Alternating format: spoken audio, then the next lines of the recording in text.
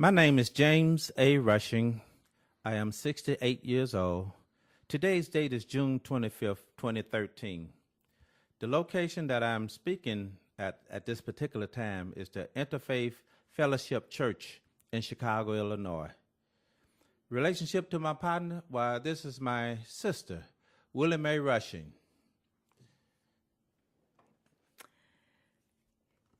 My name is Willie Mae Rushing. My age is 86 years old. To date, location, Interface in Chicago. Relationship to partner, James Rushing, my brother, younger brother. Thank you. I appreciate that younger part. Oh, well, let me say that I'm here to speak about some of my childhood memories as a young boy in Mississippi. And all of my memories come up to the age of 9 years old because I left Mississippi in 1954 at 9 years of age. Now, some of my earlier, why are you looking at me shocked? My sister's looking at me shocked as if to say, what? But I was 9 years old in 1954 to bring me to my age now. Know that.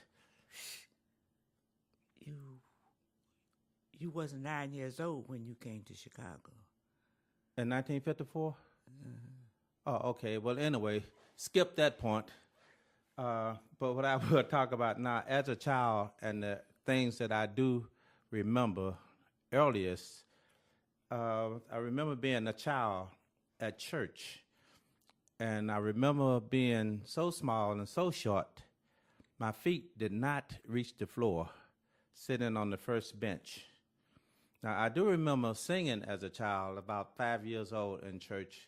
My grandmother had my two sisters and I in front of the congregation to sing a song, and the song was, I'm Satisfied. And it's, I'm satisfied, satisfied with Jesus. He said it would be my comfort, he said it would be my guide. He fixed my feet for running, my eyes was open wide. And ever since that wonderful day, my soul been satisfied. And I remember singing that song, and one of my sisters, I think she put her hand in her mouth and started crying or something. And the other one stopped singing, and my grandmother looked at me with that look that would say, keep singing. So I did finish the song. And another thing I remember about church was the revival. And the second Sunday in August, they would have the revival. And the thing I remember about that, even as a child, is that the people would bring food. They bought food in cardboard boxes. And I would say now that it was more food than the law allowed. And I remember eating all I want, whatever I want. In fact, I remember they had benches between the trees, and I remember reaching up as high as I could to get what I could off of those benches as a child. Another thing I remember about the church is that there was a cemetery back down behind the church, and there was also a cemetery across the road from the church, which they had what we call a schoolhouse. And what I remember about that particular schoolhouse is that it had one room. When you walked in the door, you saw everything. It wasn't partitioned all off.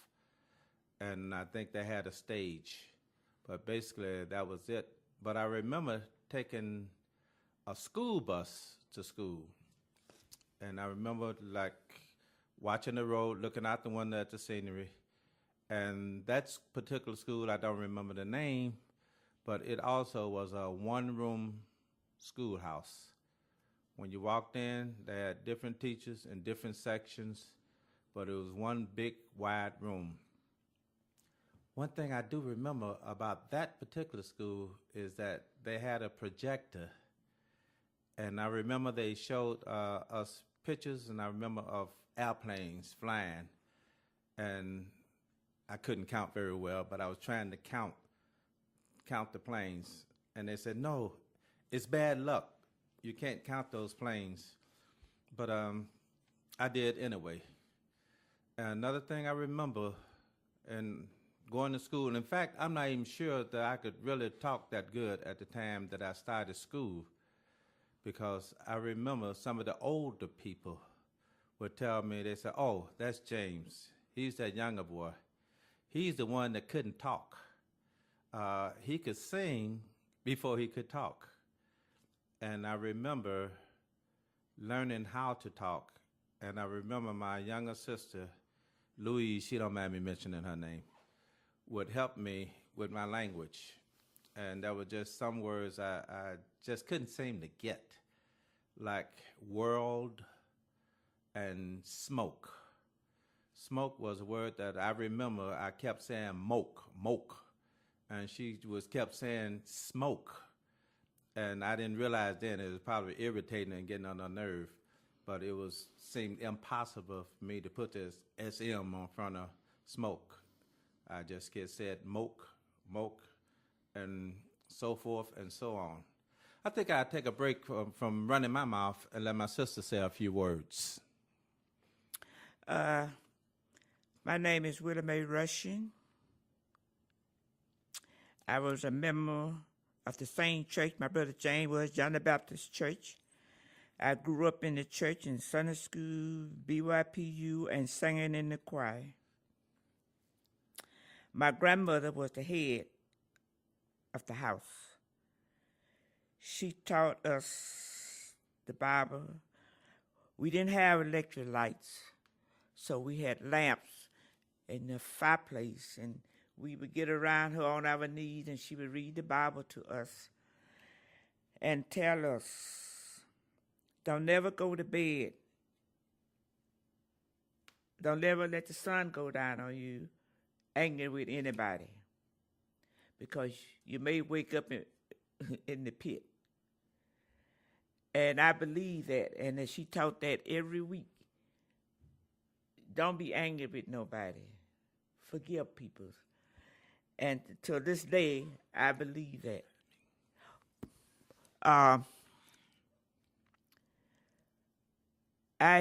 Going to church, I remember I had ordered a pair of shoes from Chicago,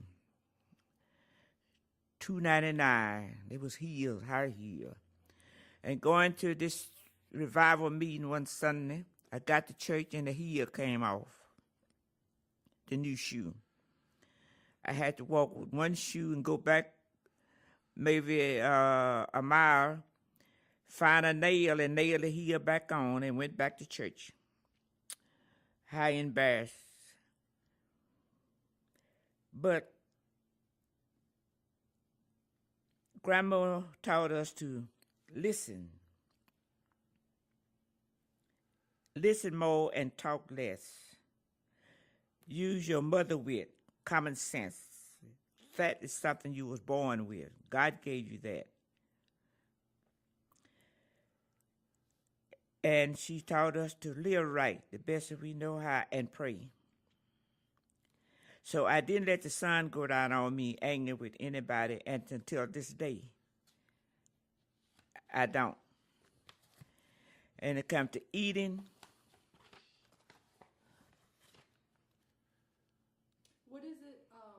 What was your favorite part about going to church? What was it about church that was interesting to you, that was fun or memorable? Yeah, what was your favorite part about going to church? Some people went to church, they didn't have nowhere else to go. Well, I'm glad you mentioned that, because I had skipped it. I hated it. I hated it because the preacher would preach a half a day. We sang and sang and sang, and I would be tired and hungry. We didn't have electric in the church, no fan, and it was hot. And I said to myself, when I got grown and got out of the house, I would not go to church, because I loved to sing. The singing was great. But they held church too long, and I always said it didn't take God that long to listen and to answer the prayers. I always figured it was unnecessary to worry God that long when I was young. So when I got grown, I stopped going to church for a long time. Then when I found a church of my choice, they had good singing. I loved it. The preacher had a good speech. I loved it. And we was out on time. Because to me, Sunday was family day. I always had a big dinner for my family on Sunday evening. It's something we couldn't do when I was growing up because we was in church so late. And I enjoyed this. Going to church in the morning at 9 o'clock, at 11 o'clock, I'd be on my way back home. Then there was a conflict in that church, and I left. So I listened to Brother Stanley on Sunday morning for a good while, and then a lady introduced me. A guy I work with introduced me to the church that he was going to speak at. And this church was a half a block from where I was trying to buy a house, or where I bought a house. So I went that Wednesday night, my son and his wife and I, and listened to him speak. And I met the people. It was all white people. He was the only black and his wife. And I met the pastor, I met the people, and they seemed to be lovely people. And they invited me back, and I told them where I was moving to, and as soon as I got in the house, I would come. As soon as I got straightened up, I went in April. It was Easter. I went on Easter Sunday. And it was great. The service was great. I could run down the alley in 2 minutes to the church or less. I went in. We had preaching first. I went in at 9 o'clock, 9 to 10, 10 to 11, we was out. It was nice. So I never asked my daughter to send her kids. I like for people to volunteer on their own. So one day she told the kids, about 7 and 5, you all going to church with your grandma today? Ah, we don't know, no, I don't want to go. She said, you going. Going down the alley, the oldest boy, he cried. The younger boy, Patty, he was just looking around. We went in the church, and the lady, she's crippled. She's on a crutch. She got him and taken him downstairs to Sunday school. Preaching was first and Sunday school was last, which was very nice. At 11 o'clock, I walked downstairs looking for the kids, and they were running down the alley with papers in their hand. When I got there, Mama, you got to go to church. You got to go to church. It's nice. We love it. And those boys, that was their first church. And until this day, they never went into another church. Those teachers knew how to encourage kids to come to church. They didn't do the Bible thing every Sunday all during that hour. They had religious things, craft. They did a lot of different work, and the boys loved it. On Wednesday night, they had to go to church. We were there. So that would be it about the church. Okay, you want to turn it back over to me for a minute? Do you have a question for him?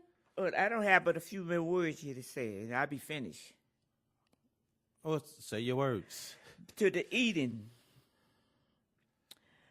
Blackberry, supposed to be dumplings. My mother's mother, the lady couldn't cook. She made blackberry dumplings. And for years, I couldn't eat blackberries because her dumpling would be that big, like an egg, and raw inside. And I just couldn't take it. Come to chicken dumplings, the same thing. The lady just didn't know how to make dumplings. And I just learned how to make dumplings this year from my brother James. Thank you. And they're very good. All these years, old as I am, I never made dumplings because these dumplings turned me against dumplings. And collard greens, I loved. And this lady cooked some collard green, offered me to, asked me to eat. I got my plate full of greens, ate half of them, and looked down. There was a big long worm looking up at me. I couldn't eat greens for a long time, and I don't eat greens from nobody's house today. Just, well, I would say a couple of people, so I eat that green.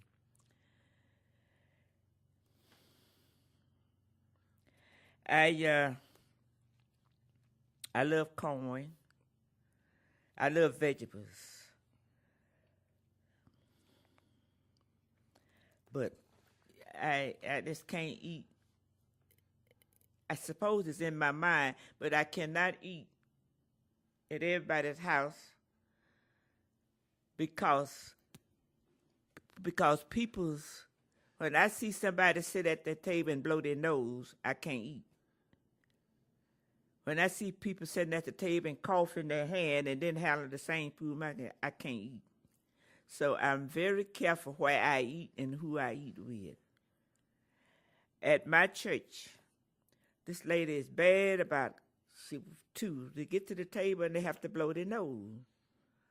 Then the one that's serving, she gets up and go help pass the food around without washing her hands. I'm a hand washer. And they were serving, I was having Coke. And this lady came and picked my Coke up by the mouth, where I got to put my mouth with her hand and set it in front of me and went. And a lot of people's talking, they don't notice. Some people did notice. I taken my napkin and dumped it over in the cup because I was not going to take it. I couldn't take it. She blew her nose on a little piece of tissue, then gets up and go pass the food around to people. It's not a good habit. It's not good, and I can't stand it, and I don't eat. So maybe they call me queer. But sometimes if they're serving pie, and this lady serve, I take the pie, and I always take me a paper, piece of foil, and wrap it up, drop it in my purse. I think that's the best way from hurting people's feelings. But you don't blow your nose at my table. If you got to blow your nose, excuse yourself and go to the bathroom. I keep anywhere and wash your hands. That's it. Okay, before I go back to Mississippi, could you say a word about your father, which is my daddy? He's responsible for 15 children. My father was a very tall man. He sang, he played the guitar, church songs, and blues. And one thing I liked about him, most people in the country are so religious, they don't play the blues in their home. But he permitted us on one night a week, he would play the blues and we could dance. And then the rest of the night we could sing church song. But he believed in dressing. He wore a Stetson hat, kangaroo shoes, nice white shirt, and progressive clothing company in Chicago where he ordered his clothes. And he was a dressed man, in the little town I live in, and the people were jealous. And when I was growing up, I had very long hair and dimples in my jaw. I hate it. Because, oh, you look so cute, them dimples. You look so cute. And I said, why do I have to have these holes in my jaw for people to say I look good? But on the other hand, I was shy because my legs were so little. It seemed like when I walked, they would break. I was skinny. But when I got 30 years old, a miracle happened. I gained weight in my legs first. Then I gained weight to 167 pounds. And my legs was beautiful. And I always did say that was God, because the people laughed at my legs, so that I was shy of walking among people. So I gained that weight, my legs look so nice. So I call that a miracle. That's it. Okay, What Jane. about you? What are some of your memories of your father? Well, I remember my father, I think I remember him whipping me one time. I had gone off with some friends, and we had gone away from the house. And in order to get back, they were taking a shortcut to get back quick. And that was a log. A tree had fallen across the creek. And they were going across and making it. I started across and fell in and got wet. And blue jeans don't dry out that fast. So they let me know that they wasn't going to wait until I dried out. So I went home wet. And that's the one time in my whole childhood that I remember him whipping me. So if he whipped me any other time, he beat my brains out and I didn't remember it. But anyway, another thing I remember about my father, he cut hair and he fixed chairs. I remember him making chairs out of car tire in a tube. And he'd make them and they would hold the heaviest of people. I also remember I had gone back years later, and an old man who had worked with my father on the railroad told me how they worked in New Orleans, and I think they laid the cross tires that the train tracks was laid on, and the spike them in. But he said, well, we would come home on that train on the weekend, and we would be singing, and he would be playing his guitar, and we would be having a very good time. And I remember my father was tall. My father passed away in 1960. But I do remember that he was a tall man, and a lot of people said he was a handsome guy. And I'm not sure how tall he was, but then some folks say I look like him, but I don't mind. One more thing, the happiest time of my life was Christmas Eve. I was the happiest person, and it looked like it take years for it to come. Christmas Eve, because we walked 2 miles or 3 miles to cut a cedar tree, sawed up to that ceiling, and with 4 or 5 little decorations to put on it. Anyway, I was happy because we were going to get 2 oranges, an apple, some raisins, some dried figs, some firecrackers. And we was happy in them days. I didn't know no other way. And then the last thing was about my brothers. Our coin patch was across the creek. And there was a coin patch a guy rented next door to our house. And we had those wash pots you make the fire around. And my brother would go out there. My grandmother would be off working. And my mother was sick. My mother was sickly. And they would go out there and pull that coin, fill up the pot full of coin, and we'd eat coin every day. So when the man got ready to gather his coin, he didn't have any.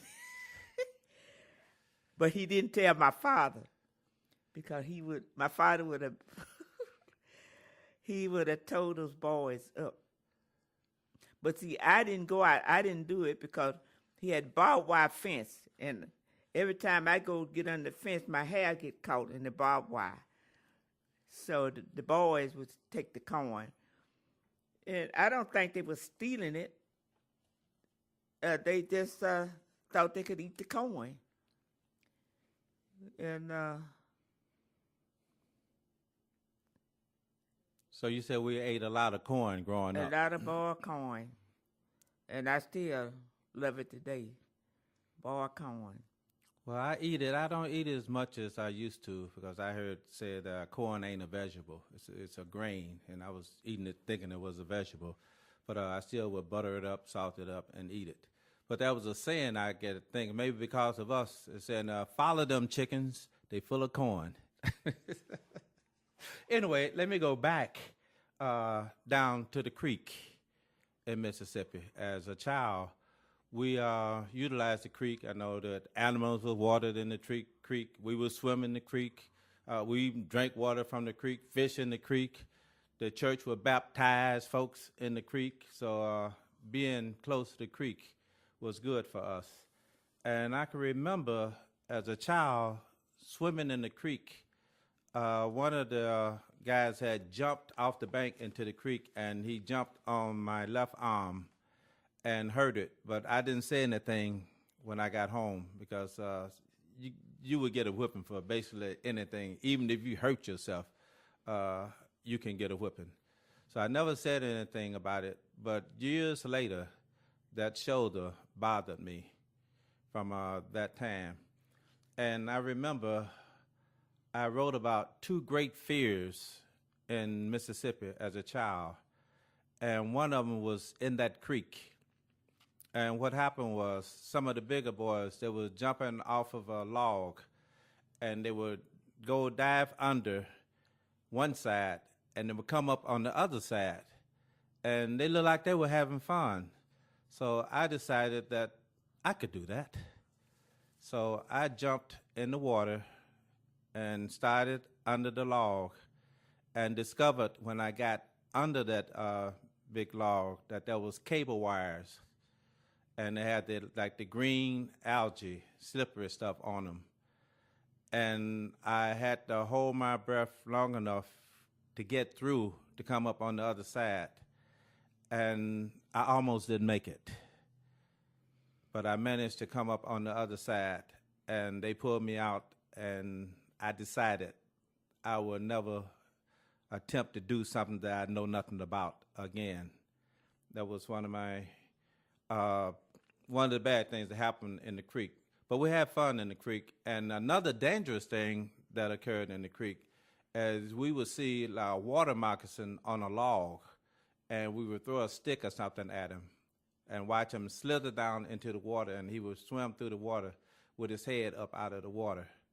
And we thought that was something, not knowing that they are very poisonous, and our lives actually was in danger. But as children, sometimes we don't look at things like that. But that I do remember, that creek are basically what we call a water hole. But the next great fear that I remember from childhood was I was walking around my house and I saw a fire. And I went down to the fire, and it was like a piece of car tire with heavy black smoke coming from it. So I went close to it, and I started looking at it, and the fire itself was like a yellowish red with the black smoke coming from it.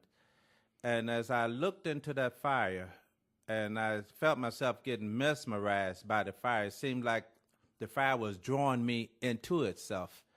And then I started thinking about what people had said about going to hell and burning forever and ever and ever. And the more I thought about it, I felt I was being drawn towards the fire. So I managed to start running. And it's a strange thing. I was saying that where would you run to? Nowhere to run. You know, you can't find another world by running away. But I remember that to this day. And I said to myself that grown folks should be very careful about what they say to children about scary things like hell and these such things. Another thing I remember is that our house sat close to the train tracks. And from where we live, you could throw a rock and hit the train. And there were times when the train would stop and we would dance for the conductors and people on the train. And they would pay us, give us a nickel or something, and a nickel would go a long way. But it was something that we did and we look forward to doing.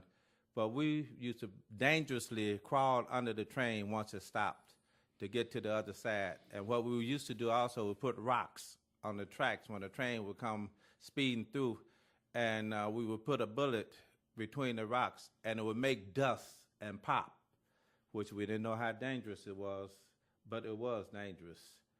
Now, I would mention our house. Our house had a tin roof. Tin roofs get hot in the summertime, and they leak because they were put on with nails, and they didn't have all of the things that they have today. Of course, we had the big fireplace in there, which was our source for heat. We didn't have electric, so we had kerosene lamps. We call them coal oil lamps, but that's what it was that we had. And we had beds, but it was a lot of us, and sometimes we had pallets. Pallets when you put your covers on the floor and you sleep on the floor. And these are things that I remember. And the house set so that we had steps where we can play under the steps, we can crawl under the house. And the white folks, well, they had what I thought then was a big white house. That's because I was so small. But I found out later that their house wasn't so big. It was a family house. But they did have electricity, and they did have a little black and white television, which they allowed me to come and watch Cowboys on. I think it was like Gene Autry or somebody like that. And I appreciate that. They had pecan trees, and I would pick pecans up for them, and I would pick up a lot of them. But they gave me a small sack of them, and that was for my labor. That was my pay. Another thing I remember was that we were picking blackberries. And we picked figs, plums, and pulling corn. Those are the things I do remember. My grandmother would take me to the cotton fields with her. She would say, are you too tired to go back tomorrow? I didn't have sense enough to know about being too tired to go back the next day. And I would go back, it probably was in her way, and didn't pick enough cotton to even pay for the little lunch that we had, which would be some potted meat, cinnamon roll, or moon pie, RC cola, or something like that. But we would start early in the morning while the cotton was wet, as it weighed a little more that way. And I remember my mother would hum around the house, and she had a little tune that said,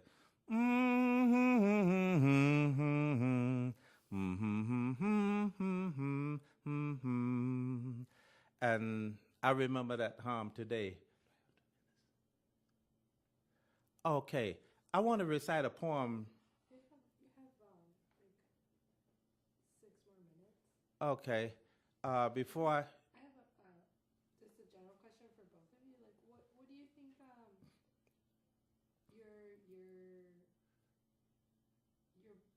the way that you grew up, how that shaped who you are and like your personality now? The question is, how do you think the way you grew up in Mississippi shaped the way you are now? It was a good experience. I look back on what my grandmother told me about Christianity, God, and that's what her name was Sophie. Her name was Sophie, and I live by a lot of that today. With Grandma, in fact, it ain't too many days out of a week that I don't call her name. Her grandma said this and Grandma said that.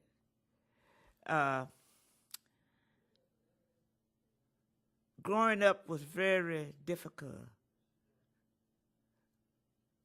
as I got older. But when I was younger, I didn't know no better. You know, it was just another day.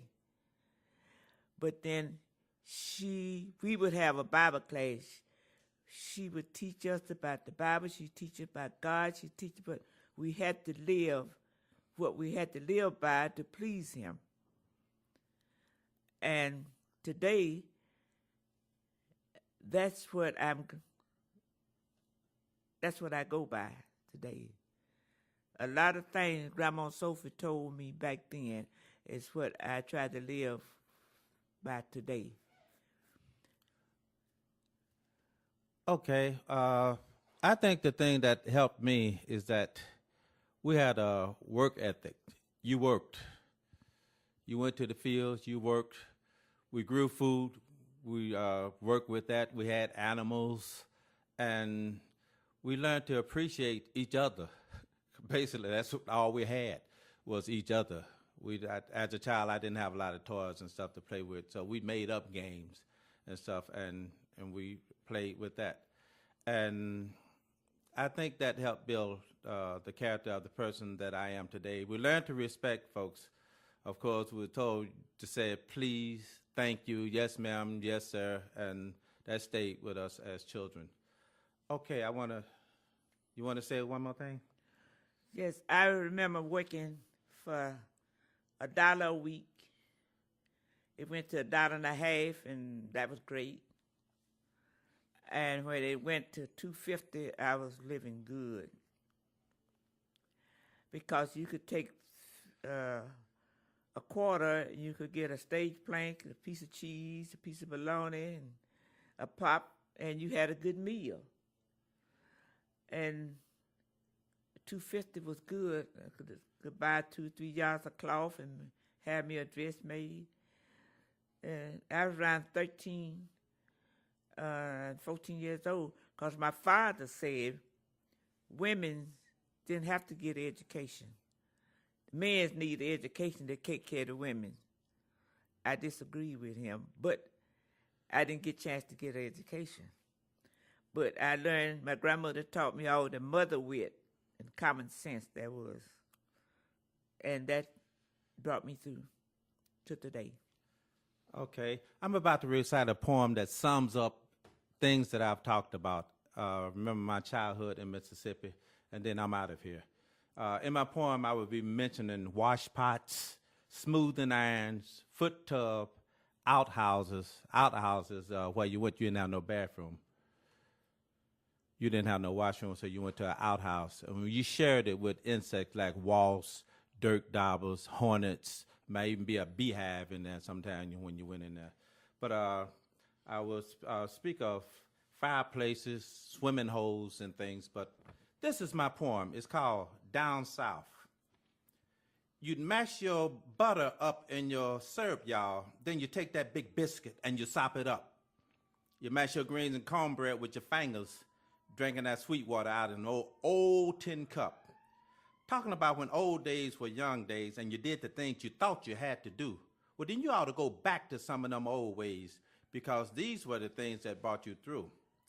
There had to be enough wood out behind the house to heat that iron stove and the fireplace. You had to warm up enough water in that foot tub before everybody else got up to wash their faces. There were heads at the foot of the bed, feet at the head of the bed. Some slept on the floor. 9 times out of 10, somebody done wet the bed. Well, who it was, you never quite seemed to know. Now, them young'uns should have gone to that outhouse. Why didn't they see that stop jar sitting by the door? Well, that boy said he thought he was at that outhouse, but I guess he was dreaming just like before. Now, working all those hot days out in the cotton field, picking every bit of 100 pounds or more, you ate so much bologna, potted meat, and pickle pig feet, your money went right back to that little old country store. Now, sneaking out to the middle of the watermelon patch, putting the biggest, ripest melon off that van, busting the melon, eating out the heart, spitting seeds, then running real fast, leaving lots of dust behind. Run on down to the church house early Sunday morning to get a little inspiration from the sermon text. But all you found was that big old country preacher man, hooping and hollering, drinking ice water and wiping sweat. One thing about the preacher man the children didn't like, and you can believe they remember until this day. He enjoyed their Sunday dinner, especially the fried chicken, while their mother sent them outside to play. Well, when you got sick, you called on old Grandma. She didn't know about a prescription from the drugstore. Grandma would boil them leaves, roots, and bark together, and whatever you thought you had just didn't ail you no more. It took a strong woman washing on these scrub boards and wringing out them rough overalls on her hand, starching and ironing all those white shirts. Y'all know she was in love with that old country man. Now, they were doing all kind of strange stuff back then. Some of it you didn't quite understand. Putting a little voodoo substance in his food. That woman was trying hard to keep her man. Then folks started burning all the bridges as they crossed them, acting ashamed of the way they was brought up, y'all, leaving all their roots and heritage behind, getting uppity and turning their backs on their own kind. Then they started running straight to the city. Well, they were saying they just had to change with the times. They found out that life in the city wasn't so pretty, living deep in the ghetto and looking at a life of crime. Thank you.